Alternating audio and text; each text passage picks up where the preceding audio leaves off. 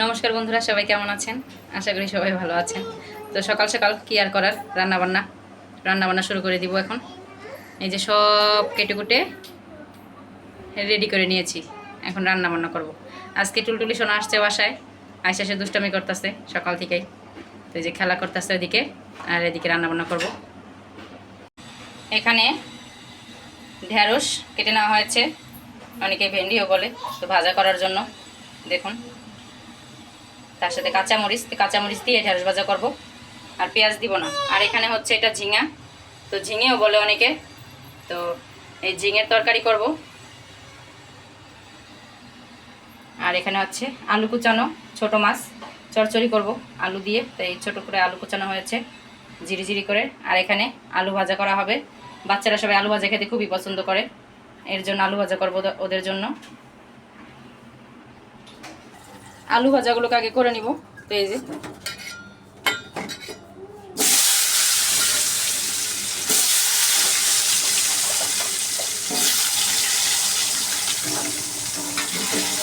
তো আলু দিয়ে দিলাম, এগুলোকে আগে ভাজা করে নেই, তারপরে ঢেঁড়স ভাজা করব। টুলটুলি সোনা, কি করতেছো? ওদিকে মিষ্টি কুমড়া নিয়ে তুমি বসে আছো দুই ট্যাং উপরে দিয়া। মিষ্টি কুমড়াটা উঠাও তো। ওই দেখেন আমাদের টুলটুলি সোনা মিষ্টি কুমড়া উঠে কোলের মধ্যে নিয়ে বসে আছে। এখন তুমি দাও, বন্ধুদের এটা দাও। আহা, দেখছেন করছে কি টুলটুলি? সে ব্যথাও পাইছে, এটা উঠাইতে যায় আঙুলে ব্যথা পাইছে। দেখেন রাগ হইছো? থাক, তুমি একটু নমস্কার দাও, খাবারের জিনিস নমস্কার দাও একটা। হ্যাঁ, ঠাকাও, কপালে ঠাকাও। দেখছেন, সে একটু দুষ্ট হইলে হবে কি, তার গুণও আছে। আলু ভাজা তো হয়ে গেছে, এই যে নামিয়ে নিয়েছি। তার সাথে এখন আবার ঢেঁড়স ভাজা বসিয়ে দিব।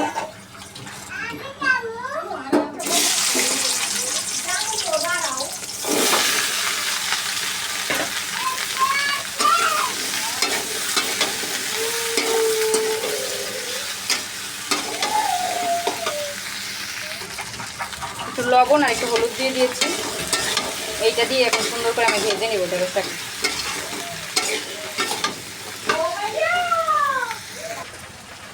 তো ঝিঙের তরকারি রান্না করব, এর মধ্যে দিয়ে দিব এখন জিরে ফোড়ন।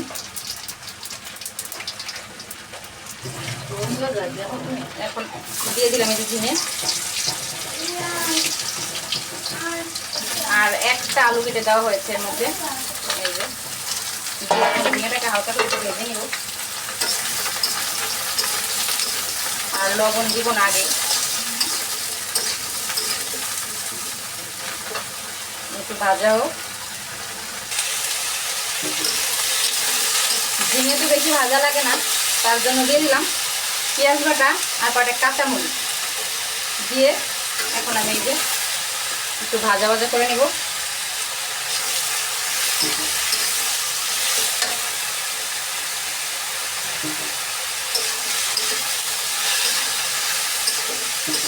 পেঁয়াজ বাটাটা একবারে ঝিঙের সাথে সুন্দর করে ভেজে নিব আমি।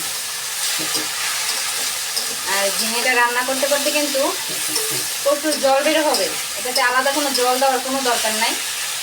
এটা এই জলেই আমি আজকে তরকারি রান্না করব। আর এদিকে তো এই যে ঢেঁড়স ভাজা হচ্ছে,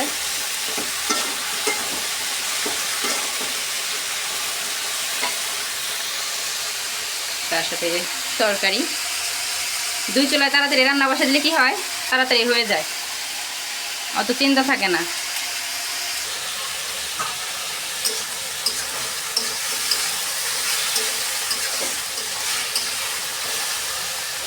এখন দেবো একটু জিরে বাটা, জিরে বাটা অল্প করে দিলেই হবে। তরকারি কতখানি ছিল রান্না করতে করতে কিন্তু কতটা হবে দেখলেই বুঝতে পারবেন।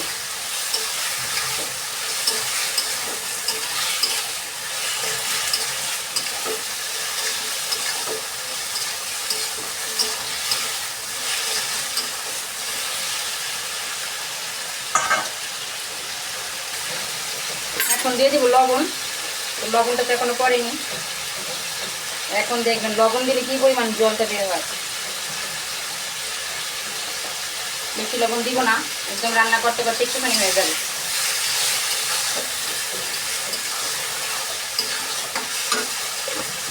আর দিব একটু হলুদের গুঁড়ো, সামান্য পরিমাণে দিব, বেশি দিব না।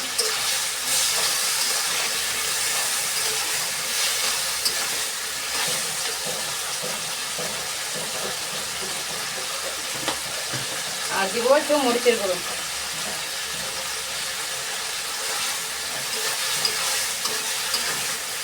এই জলেই কষানো হয়ে যাবে আর এই জলেই রান্না হয়ে যাবে।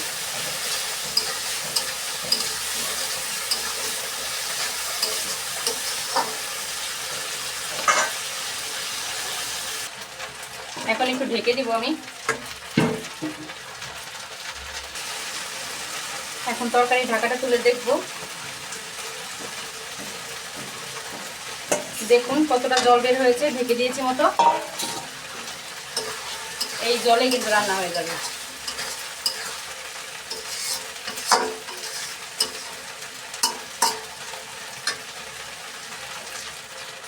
রান্না তো হয়ে গেছে, এখন আমি নামিয়ে নিব।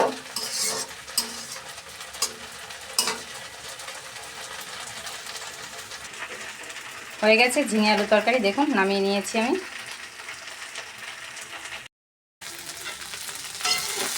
ঢেঁড়স ভাজা তো হয়ে গেছে, এই যে সুন্দর। এখন নামিয়ে নিব।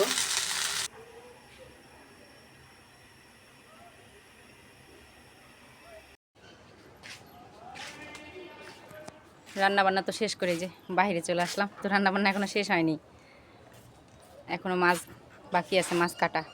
তো কালকের তো বেলে মাছগুলো ছিল, তো অর্ধেকটা রান্না করছি আর অর্ধেকটা আজকে হাতে মেখে চচ্চড়ি করব, সেইটাও আপনাদের সাথে শেয়ার করব।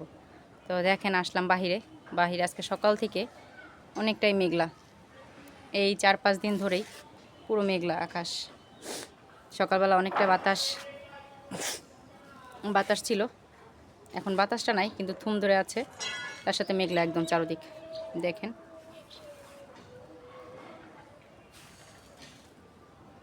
কিন্তু ভালো লাগে মেঘলা থাকলে, আমার কাছে, কার কাছে লাগে জানি না।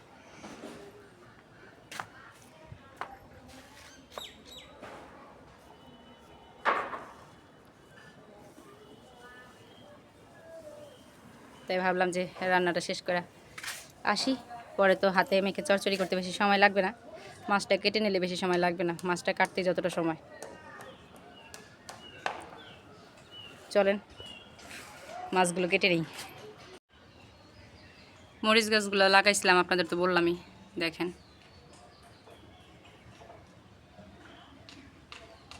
বৃষ্টি হওয়ার পরে কিন্তু সুন্দর গাছগুলো বেঁচে গেছে।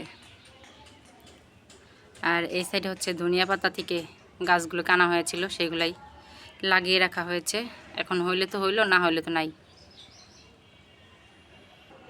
এই যে সেই বিলাতি ধনিয়া পাতা গাছ,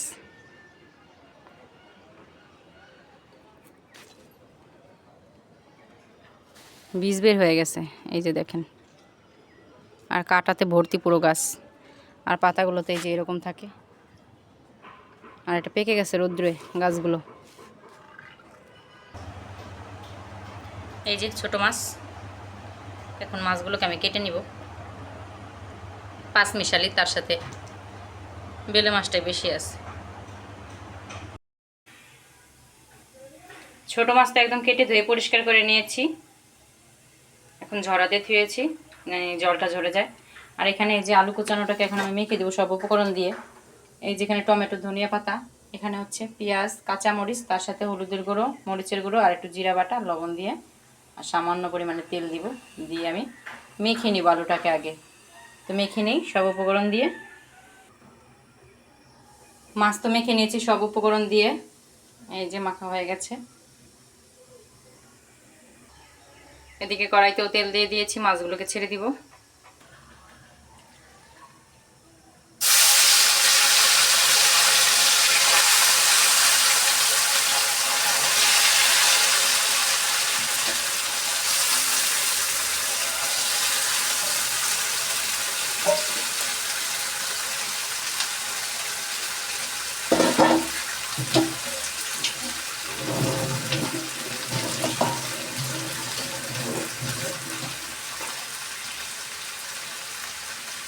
মাছটাকে এখন একটু ভেজে নেব আমি আলুর সাথে। এই যে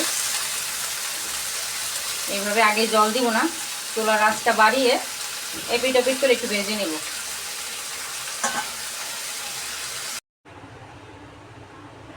মাছ রান্না হয়ে গেছে, একদম ভাজা ভাজা করে নিয়েছি অনেকটা সময় নিয়ে। এখন নামিয়ে নিব।